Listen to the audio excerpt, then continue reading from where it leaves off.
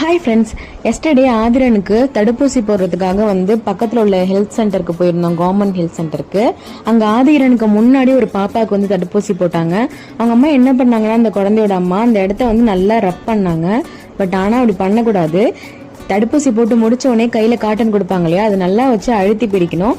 இதுக்கப்புறமா நம்ம வீட்டுக்கு போயிட்டு எய்தர் ஐஸ் பேக்கோ இல்லைன்னா சூடு ஒத்தடமோ அந்த இடத்த கொடுக்கணும். ஸோ அப்படி கொடுக்கும் போது அந்த இடத்துல கட்டி மாதிரி இருக்கு இல்லையா, தடுப்பூசி போட்ட இடம், அது ரொம்பவே கம்மியா இருக்கும். இதுக்கப்புறம் பேராசிட்டமால் சிரப் கையில ஸ்டாஃப் கொடுப்பாங்க. அவங்க எவ்வளவு அளவுகள் எவ்வளவு கால இடைவெளியில கொடுக்க சொல்றாங்களோ அது மறக்காம கண்டிப்பா கொடுங்க. ஃபீவர் வந்தாதான் பேராசிட்டமால் கொடுக்கணும் கிடையாது. பெயின் இருக்கும் இல்லையா, தடுப்பூசி போட்டு அந்த பெயின்காகவும் குழந்தைங்களுக்கு கொடுத்தோம்னா அது அழாம அது படுக்க தூங்கிடும். 6 hours ஒன்ஸ் 2 நாளுக்கு கொடுங்க. முடிஞ்ச அளவுக்கு குழந்தைங்களை குளிப்பாட்டாம அந்த 2 நாளைக்கு இருந்தீங்கன்னா ரொம்பவே சிறப்பு. தடுப்பூசி போடுற அன்னைக்கு காலையிலே குழந்தைங்களை குளிக்க வச்சு அழைச்சிட்டு போயிடுங்க. மறுநாள் குளிக்க வைக்க வேண்டிய அவசியம் இருக்காது.